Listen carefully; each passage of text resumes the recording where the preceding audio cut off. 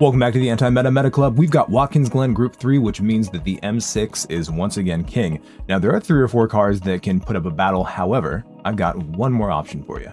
Let's get into it.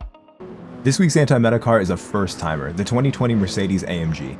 The Genesis, Supra, RX Vision, and GTR are also really good counters for the M6, but I felt that the AMG was slightly weaker than all of those, so since the other ones are almost on par with the M6, I figured we'd choose this one as our anti-meta car this week. It's been a long time since we've seen such clear domination with a single car on the leaderboards, but all except 18 of the times were set with the M6. I was able to crack the top 100, but honestly there's a few tenths left in it, and I feel that there are probably 5 or 6 other cars that could crack the top 100, just I think people haven't chosen to do so. Starting on the left side of the track, looking for the distance boards up on the left, we're going to stop right as we pass the 200 foot board there on the left, not the 200 meter board.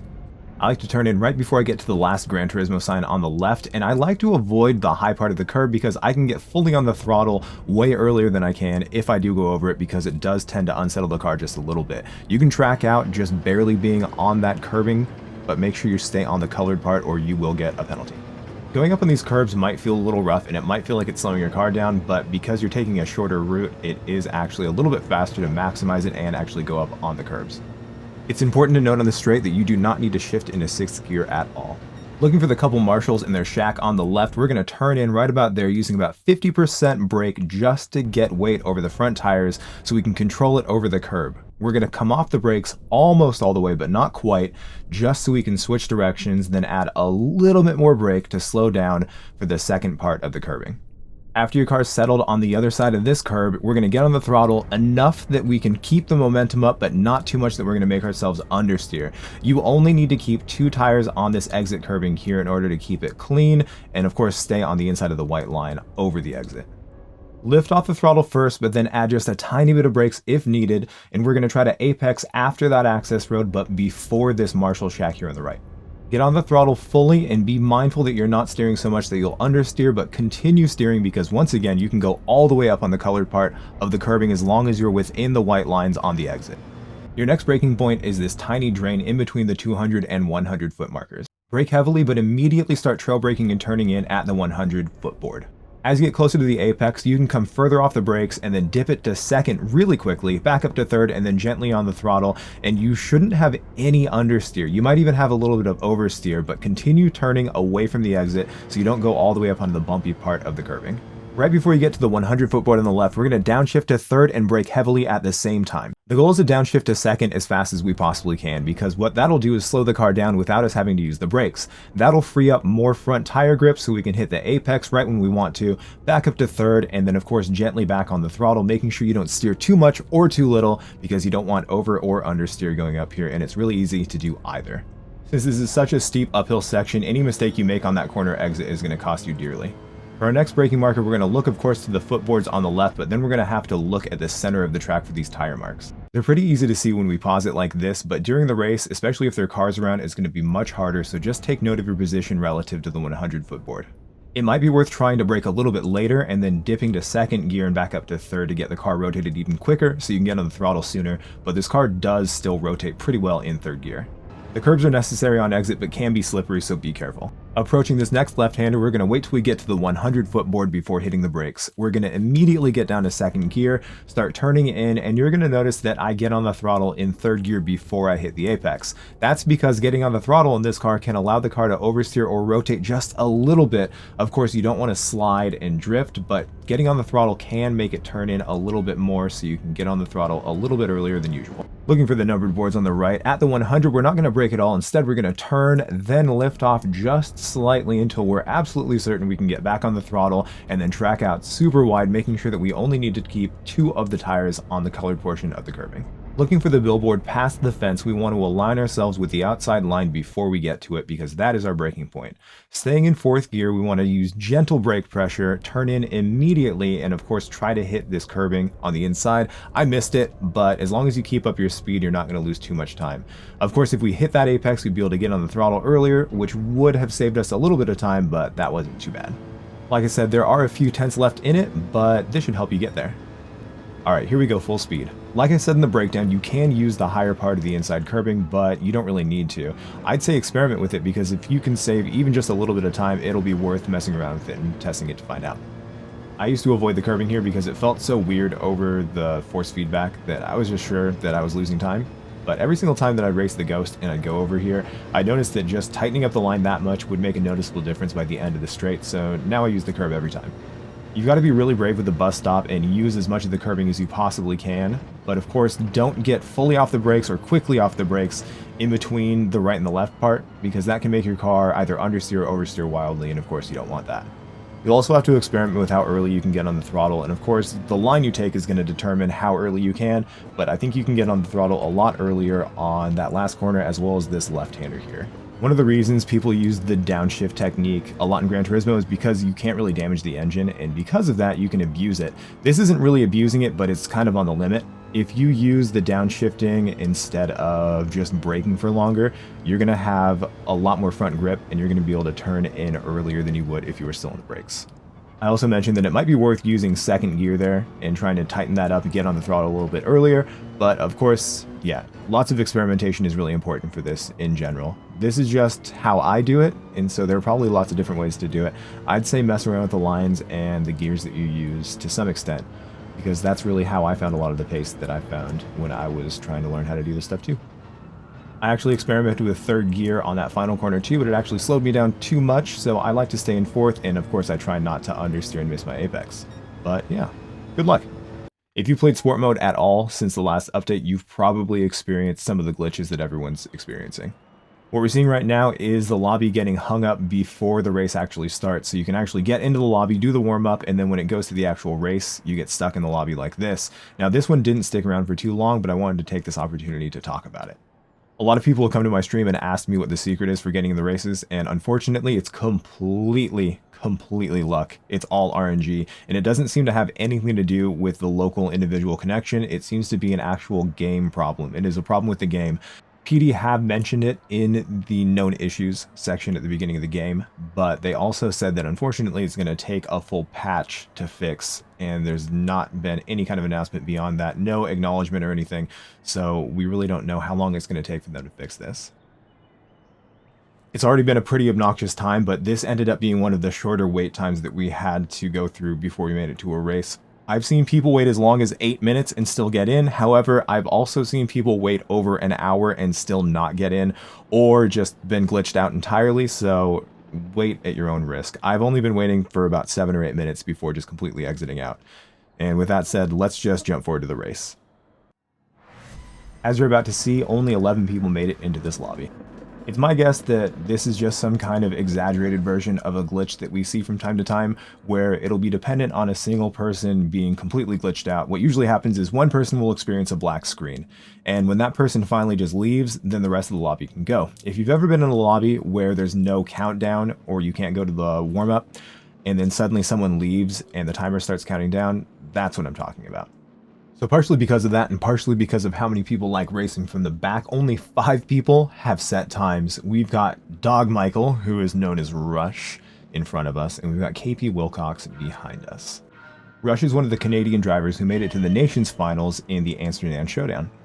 In this race, he's really showing why he was able to make it there. He is so incredibly fast that it's kind of deceptive that he's using this Corvette. The Corvette itself is not a great car. In fact, he had to save his tires, actively save his tires, which he did by minimizing the amount of steering angle he used, but he was still able to keep up a really good pace with this car, so it's just really impressive to watch. He was able to get a really good exit out of T1, and so he was able to get in front of Rengoku, who's in the M6. I unfortunately wasn't able to get in front of him before then, which meant that I was not going to be able to get past him. The M6 is really incredibly fast on this straight, and the biggest weakness that this car has is its straight line speed.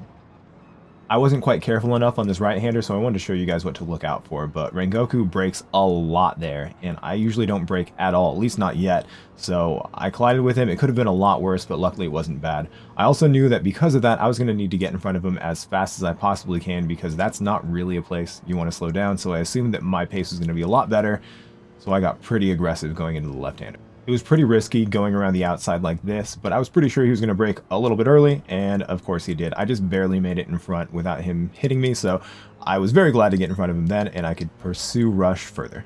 Rush didn't have to really deal with any of that, so he was already way ahead and already putting moves on this McLaren. McLaren is another car that handles really nicely in this track, but it's kind of weak when it comes to straight line speed and acceleration, so it's not really one of the cars that I would choose for the anti-meta here. In fact, it's not really as good as any of the FR cars, but because of its tire wear, if you struggle with tire wear, the McLaren might be a really good choice for you to try. With Rush still locked in a heated battle with the McLaren, it meant that I was most definitely going to be close enough to one of them to have slipstream on the straights, and of course that's pretty necessary with this car. Now in a situation like this, I know one that Rush is most likely faster than this other driver who I've never heard of, and the Corvette is also going to be fast enough that if I bump him, he's going to be able to get in front of that McLaren. So the plan right now is just to slot myself in right behind Rush, try to get as close as I possibly can, and then try to push him if I get close enough. But unfortunately, the McLaren closed that door before I even got to it. Now, I'm not sure if he always takes that line, but it looked like he kind of moved out of the way for me. And of course, like I always said, the best thing you can possibly do in these races is have a friend to race with. Rush, of course, is always paying attention to that, so he provided me with the slip. And I said the McLaren didn't have great straight line speed, but that really showcases how bad the Mercedes straight line speed is too. I was able to be more brave on the brakes going into the bus stop, and we were able to get in front of that guy and maintain slip with Rush in front. It wasn't until more than 2 laps later that Rush encountered any traffic, which meant that we were able just to use clean air and set some really good lap times on our hard stint. Since we were starting from the back, we both started on hards, and when you do that, I'd suggest stopping on either lap 4 or 5, probably 5 if you're not good at saving tires, in order to maximize your soft stint. If you go any longer than that, you're probably going to wear out your softs, and you're going to be much slower than even worn out hards. If you're getting 3-second penalties, then pay very close attention to how I entered and how I'm exiting the pits right now. If you go over that line whatsoever, you're going to get that penalty automatically. Now, Rush is actually employing one of my very favorite tricks when it comes to chasing people in the pits. When you are ghosted and they're ghosted, if you stay within the ghost of the other driver, then you stay ghosted, and that can be really useful if there's a lot of traffic. And it's just kind of funny. It looked like Rush was trying to stay within that ghost, and he slipped out for just a second. I don't think he was trying to sideswipe that guy, but he just barely hit him really gently. Unfortunately for Cal, he ended up cutting either the entrance or the exit of the bus stop, so that penalty right there pretty much solidified our position in front of him once he has to serve it. I'm not 100% sure that this is what Rush was doing, but I think he probably was. If someone has a penalty and they're about to serve it, don't even fight them. You'll both go faster, and you'll also be able to save tires if it's a tire-saving race like this one. You might have just noticed that I just switched my brakes to +5. I should have had that at +5 at the very beginning, but luckily I noticed it quick enough that I didn't tear up my front tires too much. Front tires being worn at the end of your soft stint is actually worse than just staying on the hards for an extra lap, so be very careful and definitely use +5. The danger of using this strategy if you're towards the middle of the pack, however, is getting into dirty air and traffic with cars that are on a completely different strategy and then completely different tire compounds than you. Since we started far enough back and we got far enough in front of the people that were in front of us, we didn't really have to worry about that. But if you're closer to the front, it's actually worth starting on the softer compound, or you risk traffic. You probably noticed that I just hit the wall, and I actually thought it was really important to include that as well. You probably experience understeer in that corner anyways, but if you're close to a car, you're going to experience a lot more of that, so be very careful.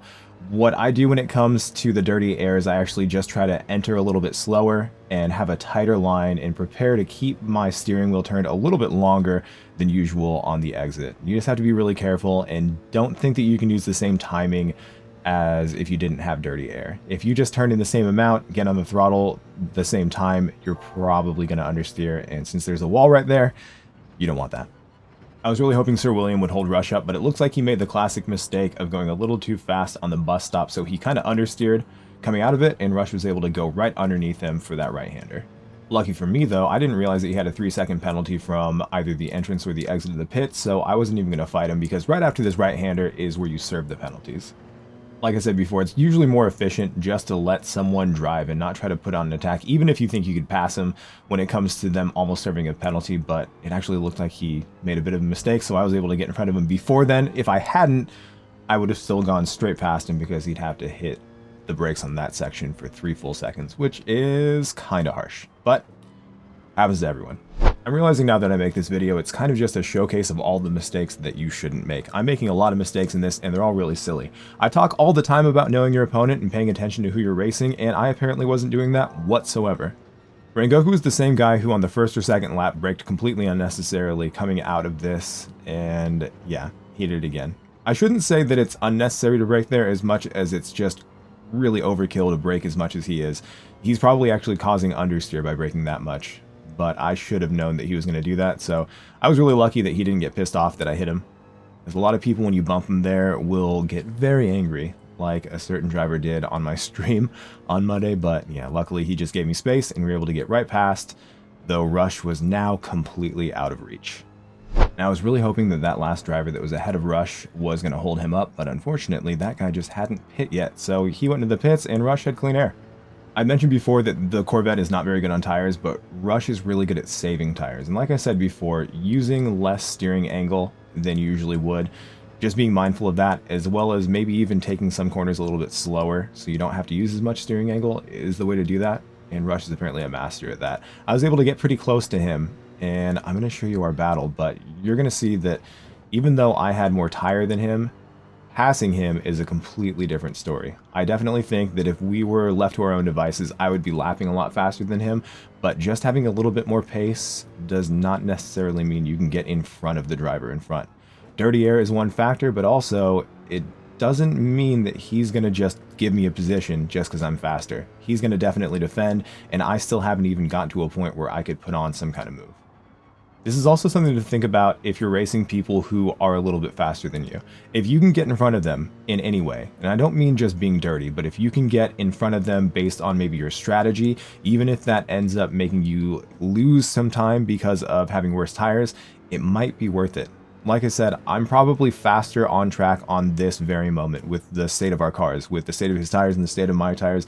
I do think I'm a little bit faster, but because of dirty air and because of his technique, he's able to maintain a position in front of me, and there was just nothing I can do to get in front of him. The other wild thing is the final corner is really, really difficult to follow people through, and because of that, there's just nothing I can do. So GG's Rush. That was a really good race, a really fun one. I really enjoy racing Rush. And I think second place is definitely good enough for the anti-meta car. Thank you again for watching my video. Please don't forget to like and subscribe if you liked what you saw, and I'll be making another one of these videos every single week. Thank you.